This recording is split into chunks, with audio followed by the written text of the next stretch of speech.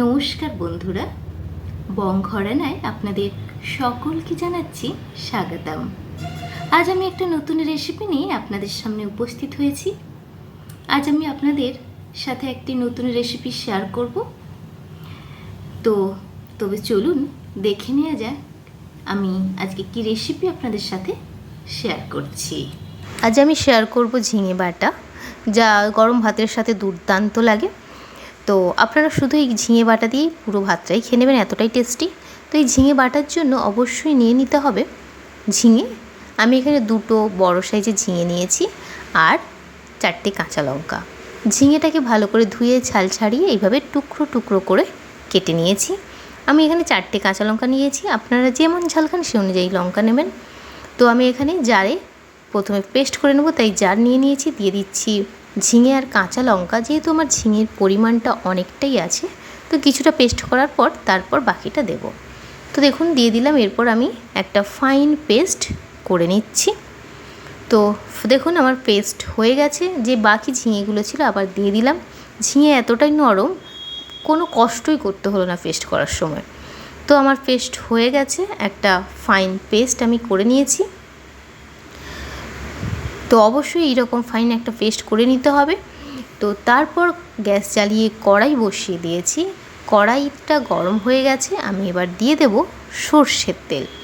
সর্ষের তেল অবশ্যই খুবই কম পরিমাণে দিতে হবে। আমি এখানে সর্ষের তেল 1/2 টিস্পুন নিয়েছি। তেলটা গরম হয়ে যাওয়ার পর আমি দিয়ে দেব কালো জিরে। তো দিয়ে দিলাম। জিরেটা দেওয়ার পর আমি একটু ভেজে নেব। ফ্লেম এখানে আমার মিডিয়ামে আছে। তো ভাজা হয়ে গেছে, এরপর আমি পেস্টটা দিয়ে দেব। পেস্ট দেওয়ার আগে ফ্লেম অবশ্যই লোতে রাখতে হবে, কারণ পেস্ট খুবই পাতলা। যদি আমি এখানে হাই ফ্লেম রাখি তাহলে কি হবে না, ওই পেস্ট ছিটিয়ে ছিটিয়ে আমাদের গায়ে পড়বে, আশেপাশে পুরো নোংরা করে দেবে। তো অবশ্যই লোতেই রান্না করতে হবে। তো আমি হাতা দিয়ে কিছু সময় এইভাবে আমি নেড়ে নেব, আর জলটা পুরো শুকিয়ে নিতে হবে। এই হচ্ছে রান্নার একটাই কাজ, জল শুকানো। তো আপনাদের আমি দেখিয়ে দিই ফ্লেমটা যখন হাই করব কিভাবে ছিটিয়ে ছিটিয়ে পড়ছে। তো দেখুন আমি ফ্লেম এবার হাই করছি।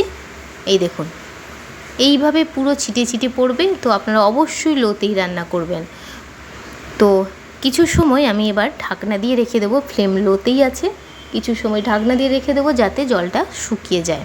তো আমি বেশি সময় নয়, কিছু সময় ঢাকনা দিয়ে রেখেছিলাম। কিছু সময় পর আমি আবার ফিরে এলাম। দেখুন অনেকটাই জল শুকিয়ে গেছে। এরপর নুনটা আমি দিয়ে দেব। অবশ্যই নুনটা দেরি করে দিতে হবে, কারণ প্রথমে পরিমাণটা অনেকটা থাকে, যেহেতু জলটা শুকনো করার থাকে, লাস্টে পরিমাণ খুবই সামান্য থাকে। তাই প্রথমে হয়তো ভুল করে বেশি নুন পড়ে যেতে পারে, তাই দেরি করে দেবেন পরিমাণটা দেখে।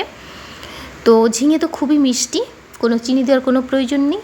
একটু ঝাল দেবেন, ঝাল ঝাল মিষ্টি মিষ্টি লাগবে, অসাধারণ টেস্ট লাগে ভাতের সাথে।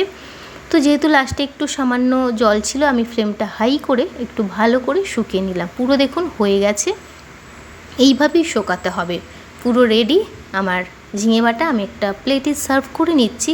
অবশ্যই গরম ভাতের সাথেই সার্ভটা করেছি। বাড়িতে ট্রাই করবেন, দুর্দান্ত স্বাদের। টাটা, নমস্কার।